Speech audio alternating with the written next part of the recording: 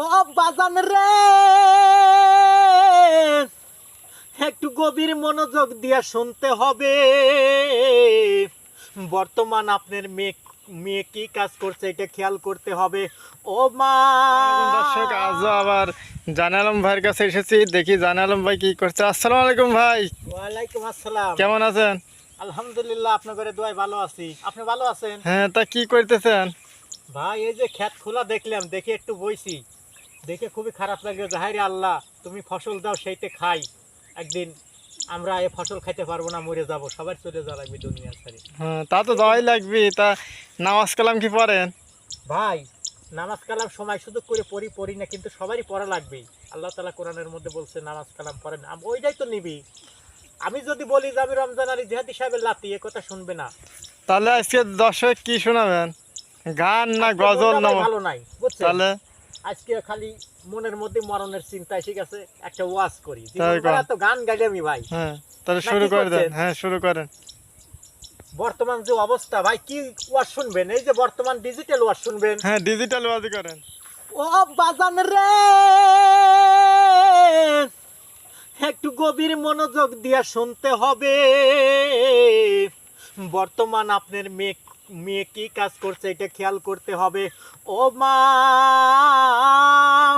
তোমার অনেক দায়িত্ব আছে এই পৃথিবীতে।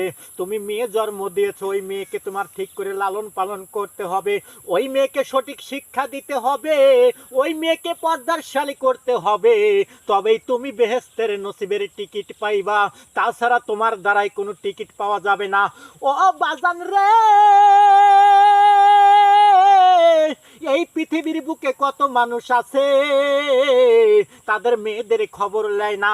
ও ভাই ফেসবুকে যান, লাইফে যান, দেহ ব্যবসা চালাইছে। আপনার মেয়ের কারণে আপনার কালকে দোজকের আগুনে দাউ ধাউ করে পড়তে হবে। ও বাজান রে,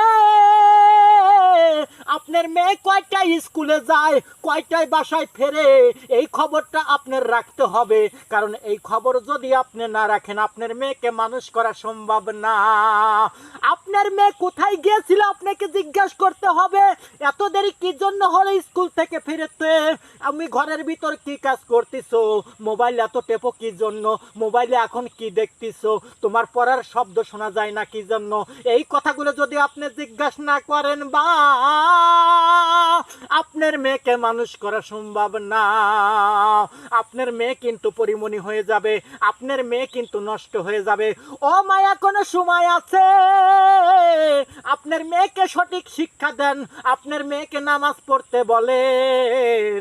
কারণ নামাজ পড়লে আমার আল্লাহ বলছেন, নামাজ পড়লে তার স্বর্গ অঙ্গ পরিষ্কার থাকে, আর তখন দেলের পিঠ থেকে ভালো কথা আসে মা।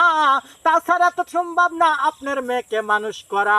ওরা পায়ে পরে হাই হিল করে, খালি কিল কিল, ঠোঁটে লাগায় লটকে পিছিলের আমারে শীষ টানা না না না, আমার কোন জায়গায় কি লাগাইলাম তোমরা ছায়া দেখলা না।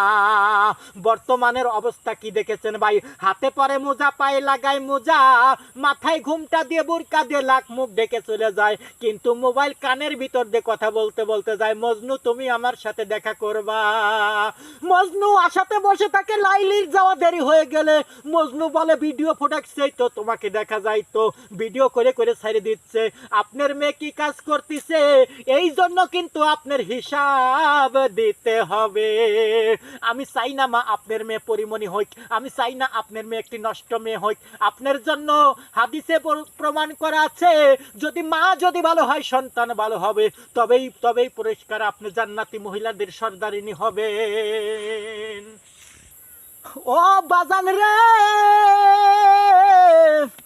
আমার জন্য দোয়া করবেন, আমি যেন সুন্দর সুন্দর ওয়াজ আপনাদের শোনাইতে পারি। ও বোন, তোমার ভালোর জন্য তোমাকে বলেছি, তুমি রাগ করো না, আমাকে কোনো অভিশাপ দিবা না, আমি যা বলেছি তোমাদের ভালোর জন্যই বলেছি। ও বোন রে, তোমার বিশ্ববিদ্যালয়ে পড়ার দরকার নাই, ডাক্তার পাশ করার দরকার নাই, তোমার পাশ করতে হবে কাল কিয়ামতের ময়দানে। তুমি কি জবাব দিবে? সঠিক জবাব দিয়ে সঠিকভাবে যাইতে পারলে কাল হাসরে নিদান ফুলসিরাতে তোমার জন্য হাজার হাজার মানুষ তাকাইয়া থাকবে। তোমার বংশরে দিছি, আমি আর ওয়াজ করতে পারবো না রে ভাই।